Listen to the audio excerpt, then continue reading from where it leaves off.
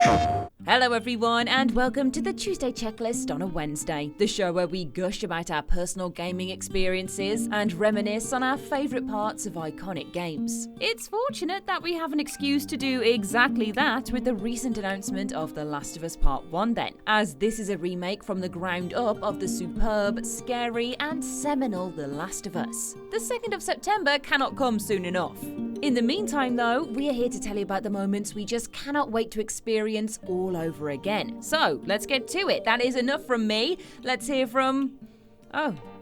me. So the bit I am most looking forward to replaying in The Last of Us Part 1 is absolutely the part that everyone should be saying, but I have the honour of doing the talking of.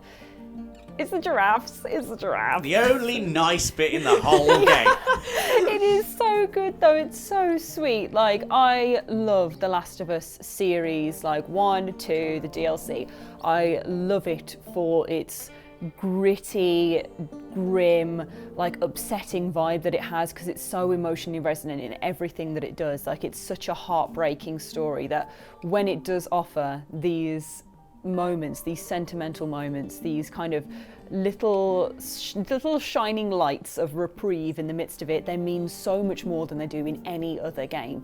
And in the first game, in The Last of Us, this moment with the giraffes is like seared into my brain, like as just happy memory. Like, in my gaming brain, it's like a beacon, the lighthouse that all of the things look to, because it's just so moving and so good. This is like a story about Joel and Ellie, two people fighting against a really unfair thing that has happened to them both, with unfair circumstances, unfair odds, and like an unfair story at the centre of it for what Joel has to kind of go through. It's so real, and for one brief moment, the giraffe scene is them being allowed to be normal. They're like a father and daughter. They are two people in this horrible place seeing something beautiful and amazing and organic that isn't trying to kill them, that isn't trying to hurt them, that is just there to enjoy and them to be like soft with. Like, Ellie gets to be a child for like 2 minutes, you know. Yeah. She doesn't have to sit and survive and think about who she's going to kill and what all of this immunity means and saving the world. She gets to stroke a giraffe that's roaming around the middle of the city because it's been released from a zoo and hasn't kind of settled down yet, so it's just wandering around. And the build up to it where she's run off, so you're thinking, God, Ellie, get back here, because she's always been a pain in the arse in the game, and that's like part of her character. Like, in a nice way. I love Ellie, she's one of my favourite characters. But Ellie is designed to be annoying to Joel because, you know, she's this spunky young girl and reminds us so much of his own child, who it hurts to think about. So she is frustrating and running off, and you're like, God, get back here, come on, what are you doing? It's the middle of the apocalypse, come on. And you're running after, she's not telling you what's going on, and suddenly you open the doors and see this creature that shouldn't be there, this amazing, majestic beast just chewing on the scenery, you know, literally chewing up the scenery. It's chewing on the leaves, you know, feasting on the very thing that has kind of crumbled civilization around them. Oh, it's poetic. Like, it's just gorgeous. I'm beaming. This is just a natural beam of thinking about that moment, because I just think it's so perfectly implemented, and I cannot wait to go through it again, even knowing that it's coming, like, you know, knowing that moment's there, knowing you got that pit stop of, oh my God, something nice is coming. And before recording this as well, I had like a little rewatch of it, just to, you know, refresh the memory, and a little read. And something that I totally missed, that again I'm looking forward to seeing for myself when I replay it, is that Sarah has a giraffe toy in her bedroom. Yeah, she does, doesn't she? Yeah, which I just totally, and I'm really emotional thinking about it, and it's like just another thing that cements their like father-daughter relationship and this kind of innocence of that moment and all of the specialness of it. I can't wait to go there again. And I know that that's such a basic answer, because the giraffe part of The Last of Us is like, you know, the thing and the nice bit, but it just has to be said. But it's more than just petting the animal, isn't it? Yeah. It's like the giraffes don't know that the world has ended. Yeah. They're just going about their lives, and so they're like a relic from the before times. So it's like for one little moment, the normality from decades ago sort of leaks into this horrible world. Yeah. definitely. Oh, it's so nice. Just a little Roman giraffe. I'd be so excited if I saw one just in real life. Like, I've been to the zoo and been like, wow. Have you been to Longley? I have. You know I have been to Longley because I was going on about the monkeys. Oh yeah, that was recently, wasn't it? Yeah. Did you feed the giraffes? Yeah, we did. That's the best bit. Yeah, you get like a big stick and you can hang it out, and they get their tongue and pull it all the way up. They're like dogs. Yeah. Beg it, just all their little necks, massive necks. Yeah. It's so good, and you get to do that in the game, so I'm really excited. So a moment that I'm really looking forward to playing again in The Last of Us Part 1. I shouldn't actually say I'm looking forward to it because I'm not. And there's lots of stuff in The Last of Us Part 1 that I'm not looking forward to experiencing again because it's so harrowing, but it's told so effectively that, you know, I'm intrigued to see how they do this whole segment of the game again. And it's when Joel and Ellie encounter Henry and Sam, and you go through a lot with Henry and Sam. And I should have seen it coming when I first played the game. When I first played it, I shouldn't have fell for their little trick of making me get attached to these two new characters that have come into the story. Because anyone you encounter, any human you encounter in the world of The Last of Us, instantly you don't trust them.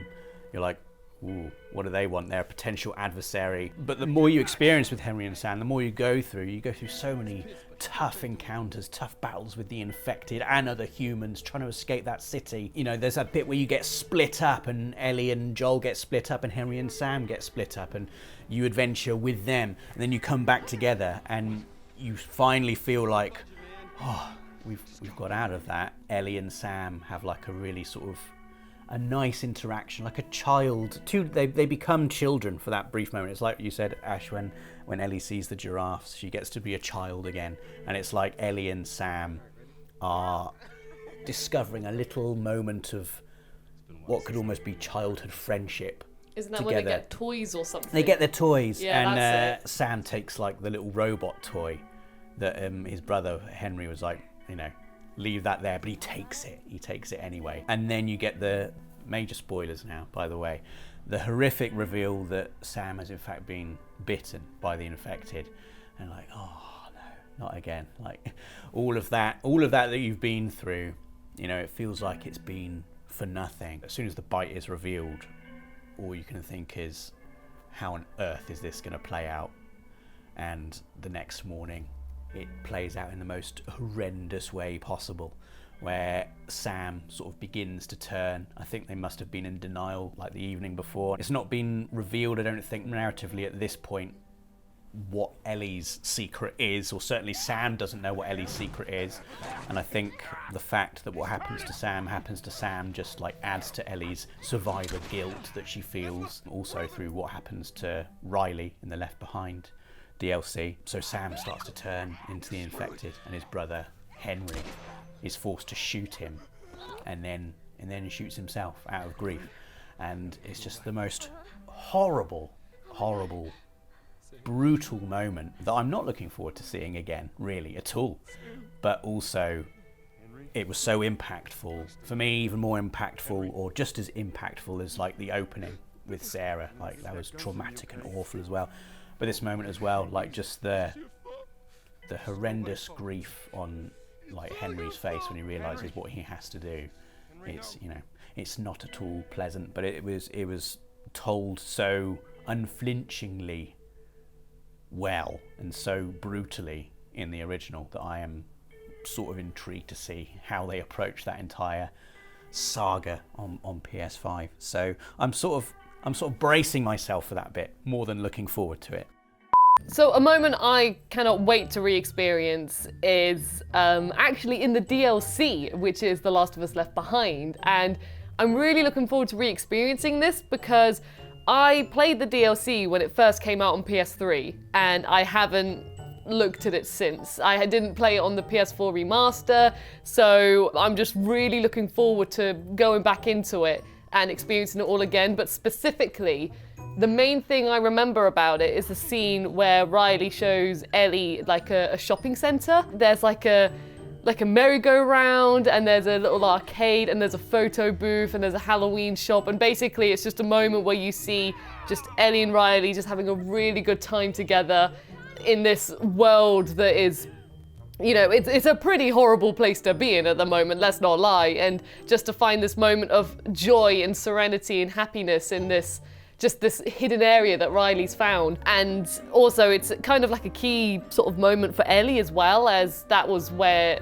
I believe anyway, this is the area where her and Riley kind of discover they've got feelings for each other and some big things happen between them. I just remember playing it on PS3 years ago and just thoroughly enjoying it. And the main things I remember from the DLC, because for me talking about this, I've tried not to look back on it. As tempted as I have been to be like, oh, just have a little look on YouTube. So my memories just remember these like sort of key moments. But I remember like this scene and then the ending of the DLC. But apart from that, you know, the bits in between, my mind is still a bit fuzzy on. So like really, it's just the whole story of Left Behind. I'm really looking forward to re-experiencing that again and feeling all of these emotions, because it's been so many years. I feel like I will be experiencing it basically like brand new again or completely fresh. Also, I just really remember having a good time in the photo booth. Like, I remember that was like a moment where they're like, oh, let's take pictures. Like, we actually taking happy pictures in The Last of Us? What is this? Like, this is The Last of Us? And I just remember interacting with all these stuff, having a laugh in the Halloween shop. I remember when they're putting on the masks and they're having a good old jolly time. And I was like, hey, I'm having a good old jolly time as well. And just this story that has so much like drama and traumatic things that are happening in it. I think those, similar to the Giraffes, those slim moments where something joyful does happen, it really does stick to you more. So I'm just really looking forward to re-experiencing the story of Riley and Ellie again. It was just such a good DLC, really, wasn't it? Just looking back on it, it was just so much fun. So much fun. It was really good because it was just, you know, the more of The Last of Us. And you can't go wrong with more of The Last of Us, can you? So yeah, that's probably the DLC. The Left Behind is probably what I'm most looking forward to, but specifically, I want to go back to the shopping centre fair and go on the arcade and have all the fun with all the props and everything again. Lovely photos. Lovely photos. They must not know what they are.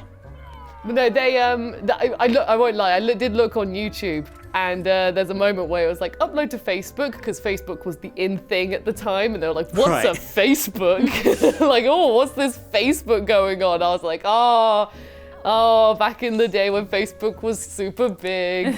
And they take the pictures, and I think Ellie like hits the box and it just breaks, so you know, they don't get to keep the pictures. So that's like, you know, why there's no evidence of it. But I do remember sitting in the booth and you have the pictures, like you could do a silly face or a squish face, there's all the faces. So it was a lot of fun. Well, it goes without saying that there's going to be major spoilers in this whole video, but there's going to be major spoilers in my entry right now. Is it the ending? No, actually, not. Okay, it's not the ending. It's the other end of the game, Rosie. It's the start. What? What? The other end of the game? Yeah, it's the start of the game, which absolutely blew me away the first time I played The Last of Us. I mean, and it continued to blow me away with every subsequent playthrough and with remastered as well. But I can't ever forget that first time of playing this game. It was a game I knew, it was set in a kind of post-pandemic world. It starred Joel and Ellie, and I would be one of those characters in this destructed world. And that wasn't how the game started at all. And I thought it was the most incredible, compelling introduction to the world. I'm a character who I didn't know who I was, where I was, what I was doing. And you basically play through Sarah's experience of the events that will lead to the bulk of The Last of Us, of the pandemic. I think it's such clever storytelling because you learn everything as she's learning it. You literally hear the sounds of this kind of destruction happening around her and the fear, you know, of seeing her neighbour run into the house and being very weird and kind of attacking her and Joel having to take some pretty serious action, and then going on that drive and seeing everything, you know, just being free to just sit in the back, just being a child as well. It's so like symbolic, that bit, when you come away from the house. It's like, this is the end of the old world, and you just see your house. That's you it. Look out the back of the windscreen, you just see it disappearing into the distance. You experience the very last moments of normality for that family. She wakes up and she's just, you know, kind of like, what's going on? There's some news on. She's in her house. At that moment, you know, everything is normal and she is safe. And from then on, everything changes for everybody in the whole world. And you get to see that change happen. And I think there's something so particularly interesting about being a child sitting in the back of the car, you know, and I think this is like a kind of experience we've all had as children of being around adults who are talking about serious stuff, and you kind of get it a little bit and you get that sense of that they're scared. That's really scary. Adults being scared when you're a child is like the scariest thing. And being sat in the back, that slight separation from them, they're having this conversation and all you can do is look out the window, and out the window is just terrifying. Just terrifying scenes everywhere of normality falling apart. I think that I'm so excited to go back and play that bit again. It can never have the same. I can never have the same experience of seeing that, playing that for the first time. But it doesn't matter. Every time I've played that moment again, I'm just completely blown away by the craftsmanship and the way that it tells you about what's going to happen in this game, about the world you're about to enter. Although it's quite an upsetting moment, it's incredibly effective. It sets the scene so well for the rest of the game. And I think it's one of the best moments in all of games ever, to be honest. I think it's incredible. So I can't wait to see that again. What about the bedroom? I just like video game bedrooms. Yeah. And Naughty Dog does them so well. But I love exploring characters' bedrooms. We should do a video on the best bedrooms in video games. But she's got that little birthday card that she's written to Joel as well. Yeah. It says, it's like a dinosaur card, and it says, "You're not extinct yet," or something like that. Just getting to explore the house, really. Yeah. It's such a nice, quiet moment of calm, and it does, like, there are loads of little Easter eggs and things in there to just love. It's wonderful, but yes, then it all goes wrong. So another part of The Last of Us that I am super excited to get back to, apart from the whole joyous moment of the giraffes, is the horrible, disgusting horror of the enemies in The Last of Us. Because I think there is nothing else quite like, you know, the clickers, the infected, the cordyceps brain infection people. They are incredible as horror monsters. I think there's something inherently scary about just fungus taking over a body. There's like that whole sense of death and decay that comes from seeing mushrooms and things growing out of the earth. But there's also that kind of sense of like creeping body horror of something, you know, replacing your limbs and your face and kind of growing out of you and having no control of it. I just think it kind of hits so many markers with this disgusting little horrible mushroom moment. So I'm excited to see them and smash them up again.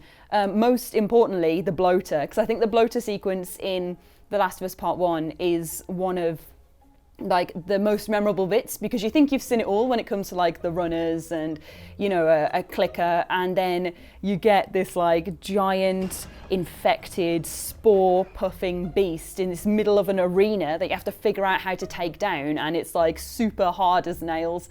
I remember it so specifically because I died so many times to it, and the bloater like animation for killing Joel is putting both its hands in his mouth and ripping it open, and it like stuck with me so vehemently over the years because I was like, wow, that's a really strong bloater. That's a very impressive move.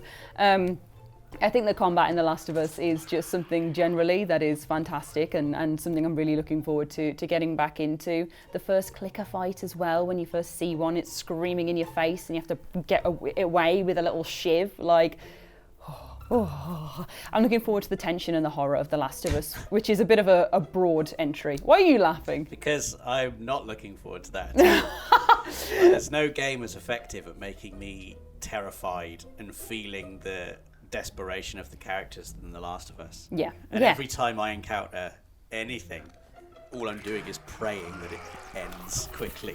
Oh, I love it. I love looking at them. I just think they're so well designed and well made. Like in The Last of Us Part 2, where you get to see kind of really detailed models of these horrible little freaks. Like, I want to see that again in Part 1. I want to see, like, you know, the earlier inception of them. I want to see where they started off and where they get to. And, you know, the couple of sequences you have with the Stalker where it's got, like, horrible things growing out its head and it's this mini-boss style fight. Like, I want to see them. I want to fight them. I want to end them. I want to look at the little mushrooms growing on them and all the spores everywhere and go, wow, that's really spooky. Oh, mushrooms. Like, I just think it's great. So I'm excited to head back there as well. The binary here, the giraffes, oh, so wholesome, so sweet, and the disgusting mutated people of Earth. Yes, good. Sarah's bedroom, especially. I just can't wait to see what that beanbag looks like on PS5. That's a very good point. Yeah. It's the best beanbag I've ever seen in a video game. Back on PS3. Well, think how far we've come. Beanbags now. They must have like twice as many beans in now. Yeah. At least. So are you talking maybe about more. like beanbags in general or in video games? In games. Beanbags Also in general, it's in amazing real how life. far Oh, they've yeah. come. I mean, whether it's the plumpness of seating or the impressive quality of a Fall Guy, beans really have come into their own over the years. In either case, what can't you wait to experience again in The Last of Us Part 1? Let us know in the comments below. This has been PlayStation Access. Don't forget to subscribe for more from the world of PlayStation, and we'll see you again soon. Thanks for watching.